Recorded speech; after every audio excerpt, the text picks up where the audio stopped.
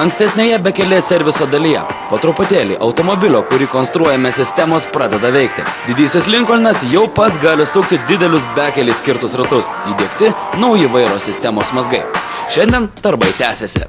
Algirdas, matau, padarė ne tik vairo sistemą, kuri jau puikiai dirba, tačiau ir užsiėmė aušinimu. Štai matome įdėtą į radiatorių.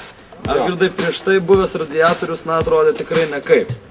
Jisai buvo suniokotas avarijos metu, radiatoris, ir aišku, nupirkti tokį originalų buvo per daug brangu, bet to jisai būtų čia netilpęs, nes kaip sakiau, čia yra įdėta visai kitokia vairo kolonėlė ir, kitaip būtų net niekas neišėję. Dabar mes išpjovėm su Ronaldu balkio vieną dalį, rėmo balkio dalį, ir dabar aš įvirinau kitą dalį, kurios atsistojo radiatoris. Pastačiau statramščius metalinius, irgi originaliai viskas tikrai būtų taip nesusikomponavę, taip kaip buvo gimtoji toje automobilio konstrukcijoje. Štai, ir dabar bandau pritaikyti šiokias tokias žarnas tam radiatoriui. Ir, kol kas tas žarnas nėra tokios, kokios turi būti, aš tik tai bandau išlankstyti taip, kaip man atrodo geriau. Po to patikrinsime, ar iš tikrųjų tas radiatorius pakankamai gerai aušina.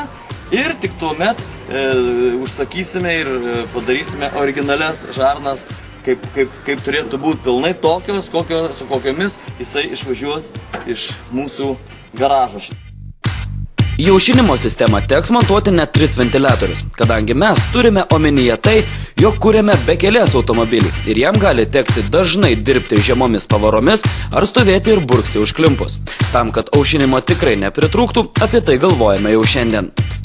Ventiliatoriaus radiatoriui aušinti, elektrinio ventiliatoriaus tvirtinimą bandau padaryti. Reikia daryti taip, kad galima jį būtų nesunkiai išimti. Ventiliatorių po to su visų rėmu. Štai va taip. Tokius tvirtinimus. Iš čia originaliai stovėjo įstatytas, turėtų stovėti va taip. Taip įsivaizduoja, čia jis ir bus. Dar čia bus ir kondicionierių šiame automobilyje. Tiesiog gaila tų visų sistemų, kurios jau yra įmontuotos, gaila tiesiog jas išmesti ir nepanaudoti. Na štai mano rankose yra oro kondicionierius radiatorius, kuris po šio automobilio avarijos buvo sulenktas, prapus, maždaug taip kaip knyga. Dabar jis yra suremontuotas, tvarkytas, kadangi kažko panašaus neradome, o naujo ar tokio radiatorius reikėtų laukti iš Amerikos labai ilgai. Todėl šitas radiatorius buvo tvarkytas ir Algirdas jau padarė kojeles, padarė tos vadinamus kronšteinus, ant kurių pastatysime šį oro kondicionierių radiatorių. Prie aušinimo dirbame kelias dienas. Čia daug krapštimosi, kuris praryja laiką. Tai auselę išpjaut, tai pamatuot, tai skylutę varžtų išgręžt. Maždaug po 20 kartų išėmus ir vėl įdėjus abu radiatorius, jie atrado savo tikrąją vietą. Beje, teko pakeisti automatinės greičių dėžės bei variklio alyvos radiatorių vietas. Štai ir sumontavome papildomus ventiliatorius, kurie aušins kondicionieriaus sistemą ir papildomai dar padės aušinti variklio aušinimo sistemą, prapūsti reikalų esant, kada temperatūra variklyje pakils aukščiau. Beliko pajungti elektros laidus, ta prasme, iš sukurti iš naujo elektros sistemą šiam aušinimui, kad viskas vyktų taip, kaip mes numatę, taip kaip galvojame, kadangi turi įsijungti vieni, nuo vienos temperatūros, po to nuo kitos kiti ventiliatoriai. Žodžiu, čia per daug sudėtinga man ir visą tai padarys atėjęs protingesnis žmonė elektrikas, autoelektrikas. Tai štai, jau mašina įgauna šiokį tokį vaizdą, jau yra viskas kiek kitaip negu buvo iš pradžių. Žiūronas, Automobilio priekis ir toliau atgauna išvaizdą. Visiškai sudaužytą priekinį kampą anksčiau išpjovėme, o dabar vėl reikia atstatyti. Skarda, guminis plaktukas ir suvirinimas. Nors žinome, kad nepadarysime taip, kaip buvo, tačiau stengiamės išlaikyti matmenis. Galų gale visą tai užsidengs sparnu ir nieks neįtars, kokia išmonė čia buvo pritaikyta. Šio kampo funkcija – kėbulo konstrukcinis tvirtumas, vieta, kur viduje stos akumuliatorius bei išorėje tvirtinsis sparnas. Na štai, ką Algirdas išvargo visą šitą automobilio priekinį kampą. virino, privirino ir be abejo paliko daug įvairiausių Algirdai suvirinimo brokelių, prie kurių aš dabar turiu vargti.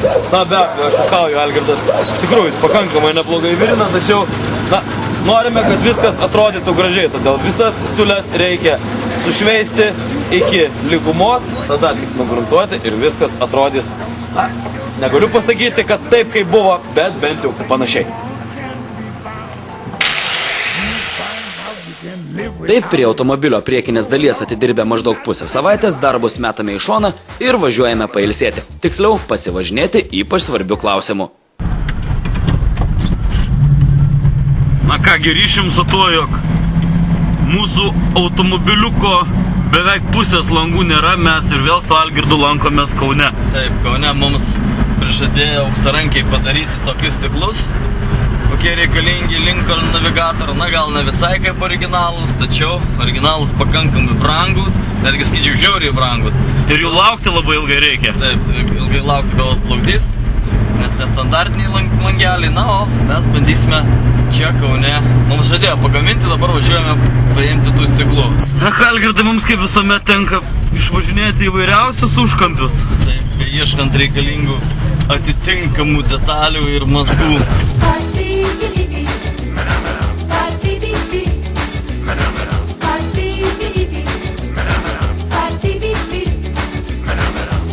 Kaip originalas, pasirodo, ne tik amerikonai ir kiniečiai gali ką nors pagaminti gero, bet ir mūsų aukštarankiai lietuviai gali padaryti, ką nori pagaminti.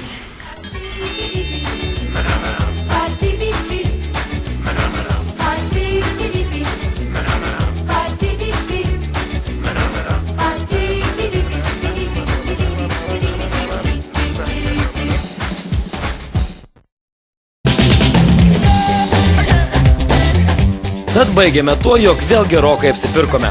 Kaune mūsų monstrui Lincolnui nupirkome naujus stiklus, kurie buvo sudaužyti avarijos metu. Tačiau veikti ir be jų yra ką. Vėl sodini veidai ir bemiegės naktys. Tiesa, šiandien jau nebesugebame suregzti nei žodžio. Kažkaip mes norim iš savo to mūsų darbo padaryti labai rimtą reikalą. Čia, manau, nėra tai svarbiausia. Svarbiausia, kad tas darbas mums duoda moralinį pasitenkinimą ir malonumą. Tikrai kažkokius... Kas aš čia dabar kalbėjau? Ai, čia aš taip kalbu. Gerai. Nu, tu kalbėjai, protingai. Gerai.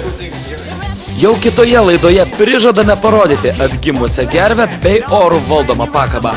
Taip pat tolimesnėse bekelės garažo serijose seirę galės pavarvinti ir automobilių dailinimo vadinamojo tuningo gerbėjai. Mat mūsų žvaigždė Lincolnas bus ne tik pravažus, bet ir traukiantis akį automobilis. Kai bjaurusis ančiukas taps štai tokia gulbe, žiūrėkite Autofanus ir pamatysite.